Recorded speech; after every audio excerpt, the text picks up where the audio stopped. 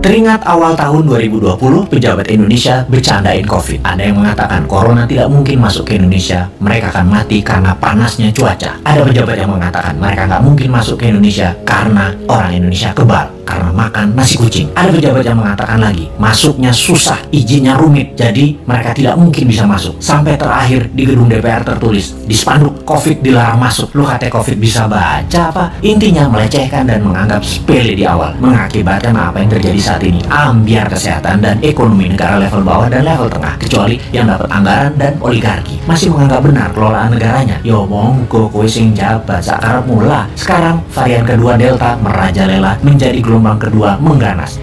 Mulai disalahkan rakyatnya nggak kuat sama PPKM aja mengeluh, apalagi di lockdown. Nah kok ngene sih sampean bernegaranya, Cak? Kok nuduh rakyat? Bentar, jangan-jangan kalau di lockdown 100% dengan darurat militer plus dikasih cuan selama 14 hari langsung reda COVID-nya ketimbang di PPKM kan, dimana 80% manusia masih pada ngider bingung sih tepatnya. COVID jadi tetap merajalela karena ikut bergerak juga mengikuti cangkangnya. Sudahlah, pokoknya nggak ada lockdown, adanya PSBB, lalu PPKM, lalu nanti muncul singkatan baru dan apalagi strateginya, ya terserah. Lalu sibuk vaksin sana sini, tahu-tahu ada strain mutasi baru, Lambda, jreng, kaget lagi. Dimana Lambda ini katanya anti vaksin, kebal vaksin. Apa sih sebenarnya yang terjadi? Vaksin sama virus kok pinter-pinteran begini, sakti-saktian, punya jurus di atas jurus, karena bernegaranya punya gaya sendiri, gak mau dengar ilmu selain ilmu orang di sekitar istana. Maka ya gak apa-apa kita gak dianggap, walaupun kita selalu memberi solusi melalui sosmed. Kita ingatkan versi lain, pernah kita berikan solusi pakai gelang hijau, fokus di daerah hijau, dan pakai darurat militer, gak digubris. Memang sih sudah pasti deh kita dilepeh. Yowis, rapopo. Kalau buat simulasi alternatif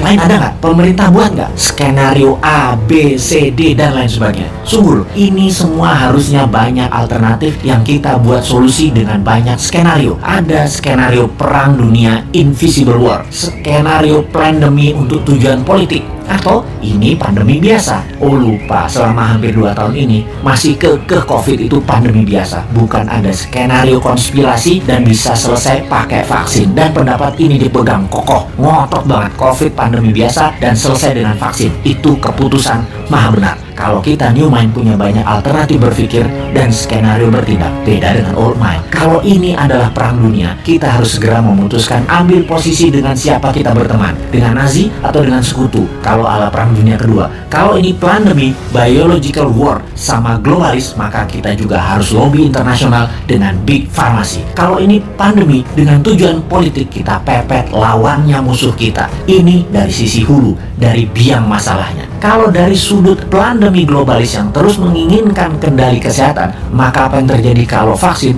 sudah 100% populasi di Indonesia? Ternyata pandemi COVID tidak hilang juga. Beli vaksin lagi. Lama hal ini sudah kita pertanyakan, namun pejabat bilang tidak mungkin, pasti hilang dengan vaksin. Iya, paham. Kalau tidak selesai, ya nggak dijawab. Lalu yang dia bilang adalah, lo ngeyel sih. Oke, kalau New Mind bagaimana? Punya skenario lah kalau New Mind. Skenario kalau COVID tidak bisa selesai oleh vaksin. Cara berhitungnya sederhana. Kalau terpapar 20.000 per hari, maka sebulan 600.000, setahun 7 jutaan. Saat ini 3,5 jutaan, alias total sampai akhir tahun 2022 bisa mencapai 15 jutaan. Dan ini baru memapar 5-10% populasi. Dimana kalau ternyata vaksin tidak menyelesaikan penyebaran COVID, maka 7 tahun COVID baru hilang dari bumi Nusantara. Karena untuk herd imunitas harus 70% tercapai.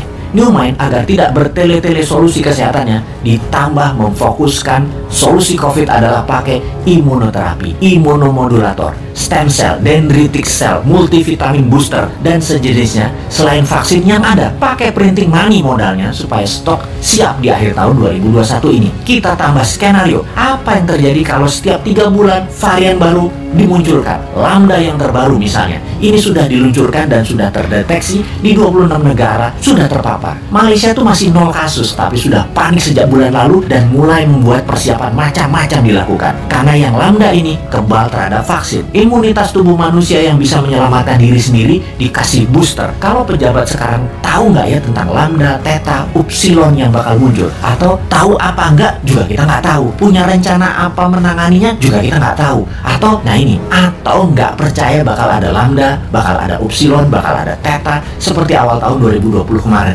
ya monggo. Jadi kalau vaksin tidak menyelesaikan masalah, ditambah varian baru yang lebih kuat muncul, mau PPKM karet berapa lagi? Karet 4 seperti sekarang aja jebol. Kalau karet 10 pedes banget ya. Masih belum nyadar juga ya bahwa solusi selama 2 tahun ini belum terlalu tepat. Setidak tepat selalu berhutangnya untuk hal yang tidak produktif di dalam bernegara. Ayolah melobi globalis. Bisa kan ngerti? Cuma nanya, jangan marah dong bos. Aku ya ora paham. Cuman kasihan rakyat aja.